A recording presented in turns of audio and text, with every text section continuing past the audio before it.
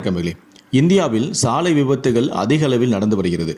இதனை தடுக்க விரும்பிய மத்திய அரசு போக்குவரத்து விதிமீறல் தொடர்பான சட்டத்தை தற்போது கடுமையாக்கியுள்ளது. 18 வயது ஆகாதவர்கள் வாகனம் ஓட்டி பிடிபட்டால் அவர்கள் ஓட்டிய வாகனத்தின் ஆர்சியை ரத்து செய்யும் புதிய முறையானது ஜூன் 1 முதல் அமலுக்கு வருகிறது.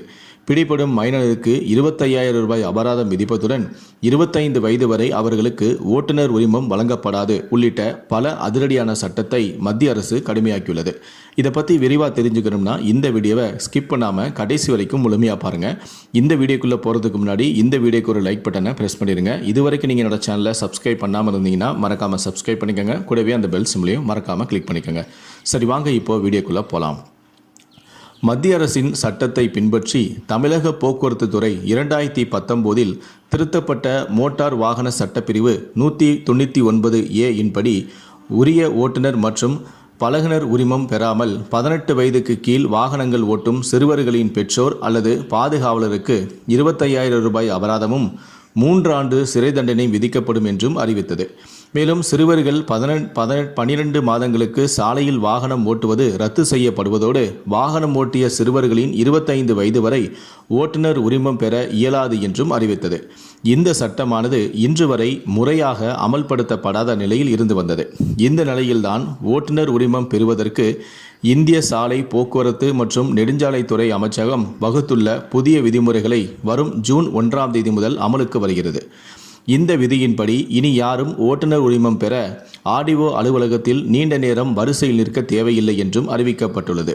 தனியார் ஓட்டுநர் பயிற்சி பள்ளியிலேயே ஓட்டுநர் உரிமத்துக்கான சோதனைகளில் ஈடுபடலாம் என்றும் தனியார் ஓட்டுநர் பயிற்சி பள்ளிகள் சோதனைகளை நடத்துவதற்கும் ஓட்டுநர் உரிமம் வழங்குவதற்குமான தரச் சான்றிதழ்களை சாலை போக்குவரத்து மற்றும் நெடுஞ்சாலைத்துறை அமைச்சகம் வழங்கி உள்ளதாகவும் அறிவிக்கப்பட்டுள்ளது. அதாவது ஆர்டிஓ ஆபீஸுக்கு பதில் தனியார் நிறுவனங்களே வாகனர் ஓட்டுநர் உரிமத்தை தரப்போகிறார்கள். பள்ளியில் படித்து மாணவர்கள் பாஸ் ஆவது போல சிஸ்டம் தற்போது மாற்றப்பட்டுள்ளது. அதே போல ஓட்டுநர் உரிமம் இல்லாமல் வாகனம் ஓட்டினால் கடுமையான அபராதமும் விதிக்கப்பட உள்ளது. ஜூன் 1 முதல் இந்த அபராத தொகையானது 1000 ரூபாயிலிருந்து 2000 ரூபாயாக அதிகரிக்கப்பட்டுள்ளது. சிறுவர்கள் வாகனம் ஓட்டுவது கண்டறியப்பட்டால் அவர்களின் பெற்றோர்கள் மீது கடுமையான நடவடிக்கை எடுக்கப்படும். மேலும் சிறுவரின் பெற்றோருக்கு 25,000 ரூபாய் அபராதம் விதிக்கப்படும். சிறுவன் ஓட்டிய அந்த குறிப்பிட்ட வாகனத்தின் பதிவு சான்றிதழும் அதாவது ஆர்சியும் ரத்து செய்யப்படும். மேலும் அந்த சிறுவர் 25 வயது வரை ஓட்டுநர் உரிமம் பெற அனுமதிக்கப்பட மாட்டார். இந்த விதிமுறையானது ஜூன் 1 முதல் அமலுக்கும் வருகிறது.